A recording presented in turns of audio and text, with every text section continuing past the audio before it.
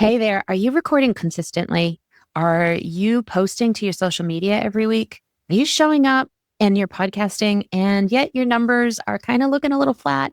Maybe people aren't converting and getting into your programs and you're really frustrated with it. Let me tell you a couple of tips and tricks that will help you reach the right people and expand those opportunities for them to get into your world. The first one I want to talk about is that you're not alone. Every podcaster struggles with this, especially in the spirituality space, especially when they have a entrepreneurial spirit and they have so many different ideas and they're like, oh, I want to do this. Let me tell you, when you talk about all of that, you lose different people. Let's focus on one thing, one episode, one topic, one person that you're speaking to. You want to speak to somebody else? Do it another month. I like to make my episodes fit together in a month. 3 episodes might be very aligned, but then the fourth one, I throw something else in. And that may be a standalone episode. But maybe I have enough information where I'm talking about something specific for 1 month to teach on. That will help the momentum go, because if there is more information, more knowledge, more topics that you want to talk about, that's going to be really great for those people to kind of get moving into your sphere and say, you know what, I really do want to know more about that. She's going to talk about the rest of it next week or talk about another section of it next week. So that's going to be very helpful. The next part is stories, personal stories, any kind of growth stories, any kind of stories, realistically. I used to have a TV show. I was an executive producer of a TV show. Then when COVID hit, I tried to be a website designer. I hated it. It was my son who introduced me to Audacity and got me into maybe thinking about podcasting. I loved audiobooks and thought, maybe I could do that. I stuck with podcasting. I was a podcast manager.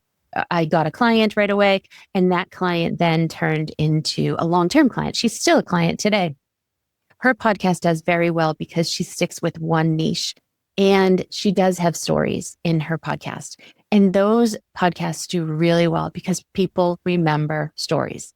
They don't have to be funny. They don't have to be ground shaking. They don't have to be mesmerizing. It's just a little bit about you, what you do, what your life is, and behind the scenes. People love behind the scenes. But I also want to mention that during the podcast episodes that you're doing, and whether or not this is audio, video, I'm putting them all together here. So they are podcast episodes. You're putting them out weekly, hopefully weekly. If you are putting them out less than weekly, please tell me that it's within 14 days. Because if you are not putting out an episode within 14 days, Apple is probably going to tell those people that have already followed you, you don't produce a podcast anymore and are not going to start downloading your episodes. So that's an extra little tip right there. But let me also tell you, podcasting with spiritual people, we have a tendency to not talk about our offers.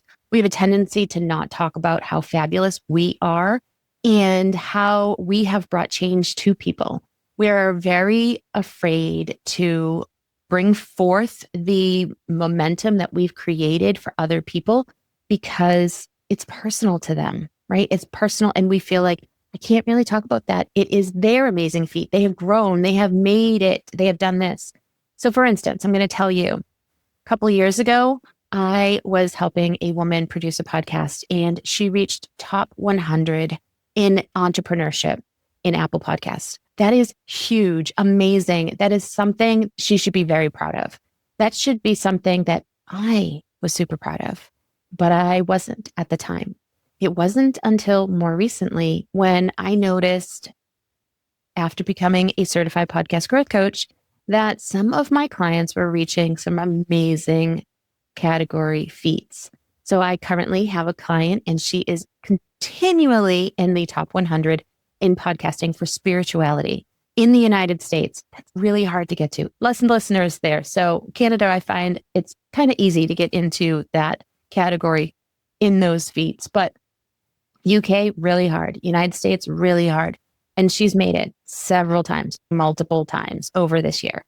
I also have a client. She just reached top 100 in marketing and super proud of her. We've been working together since May. Her podcast was released in May and she just made it in November, 6 months. And she is now a top 100 podcasts in marketing. Congratulations. I also have another client that I have worked with, and within 1 week of launch, she made it to the top 100 in self-improvement, in the Apple category of self-improvement. Kudos to her. That is amazing. And kudos to me for helping. See, here I am, not actually taking on that acceptance. And we need to do that. When we are talking about our podcast, we need to do that. We need to accept that their growth is also our growth and our wins. Take the wins, tell people about the wins, and share that so that people know that person gets me somewhere and I want to work with that person. That's super important. Now, another piece here is that maybe your messaging isn't super clear, right? I've mentioned that I help these women do this, but maybe you're saying, I don't really know what you do because I haven't made that message clear. I help you with your podcast, grow your podcast so that you get more downloads, get into these category rankings. And then what ends up happening? People then get into your programs. They find you, they listen to you, they love you, they know you, they like you, they trust you, and they then move to the next step, which is either getting into your newsletter or jumping right into your program. But it could be something as simple as growing your Instagram account, your LinkedIn, your Facebook, or maybe it's just your newsletter. Whatever it is that you want it to do, whatever it is that you want it to grow, I highly suggest you mention it. So right now, I am growing my newsletter list. If you're not on my newsletter list, I highly suggest you go to kpcreativemedia.com/news and fill that out. That will give you the ability to get a weekly newsletter from me with tips and tricks on how to podcast. I do sell in my podcast, but I also do sell in my newsletter. But I'm not a hard sell. I'm not a pushy seller. And I'm not going to tell you you have to work with me. I'm just going to tell you a couple of tips and tricks that you can do. And then if you feel confident, book a call with me. That's what you need to do for your podcast. You need to get them to love you, to know you, to like you, to trust you. And then if they are confident in what you do, they will move on to the next step. And hopefully you have made yourself clear that they can, that you're taking on new clients. I can't tell you how many times I've actually talked to people and they've said, oh, I didn't know you were able to. I thought you were maybe maxed out.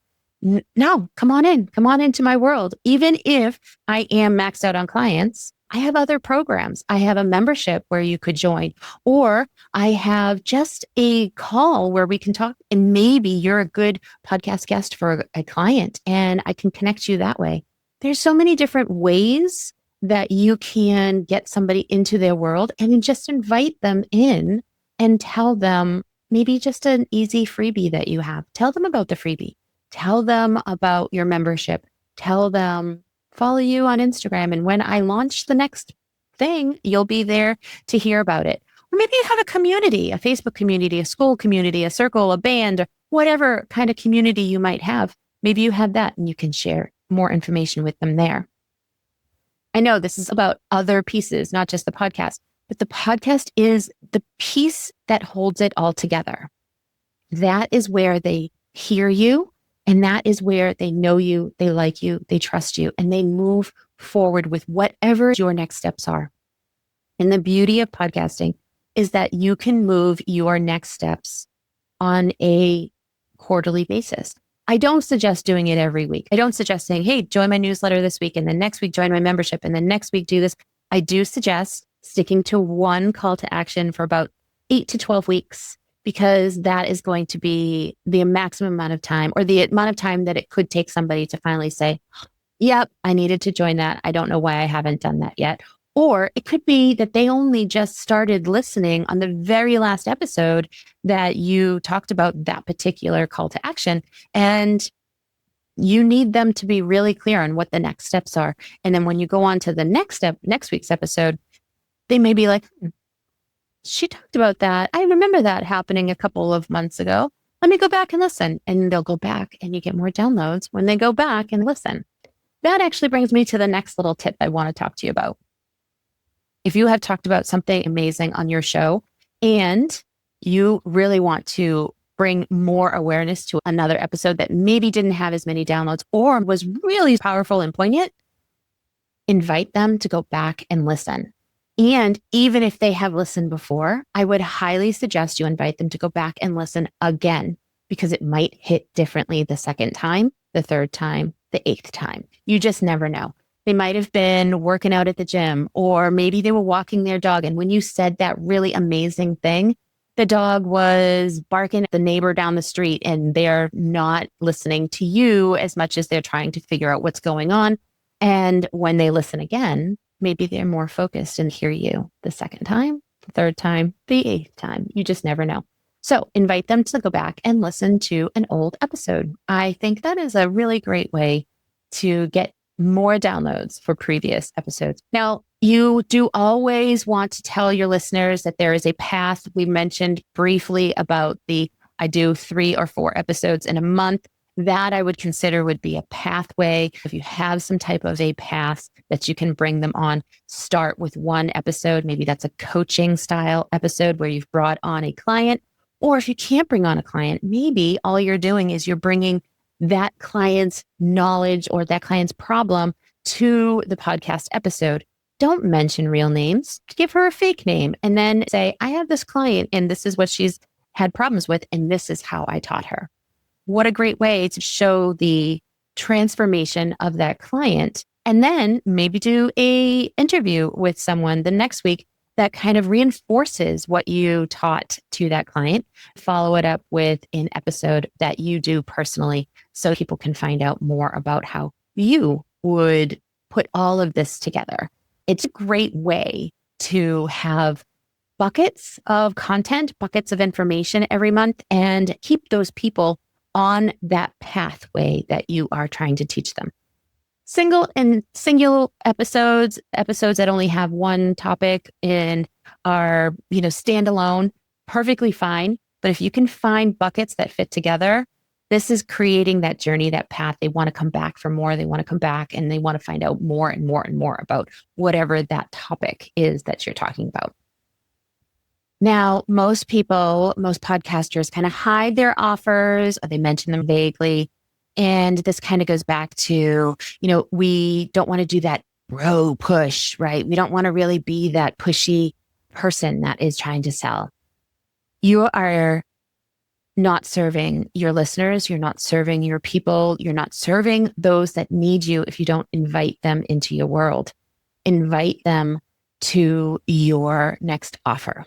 So if you are feeling like you are not putting that into your episodes, I highly suggest that you try to organically add those in.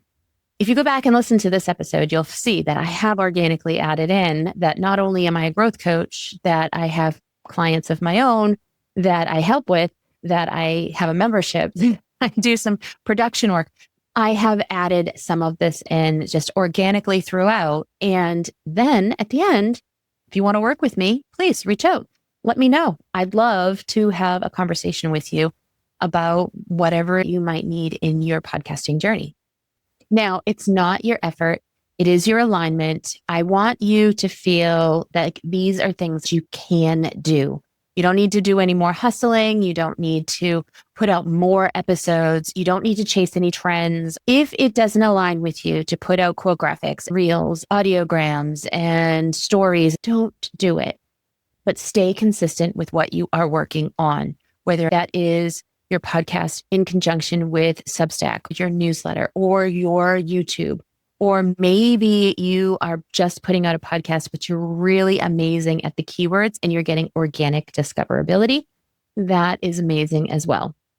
But always make sure that you are bringing them back to you. Think of you as home. You are the one they want to work with. You are the authority with what you are teaching, and you want them to understand that, love that, and come and work with you.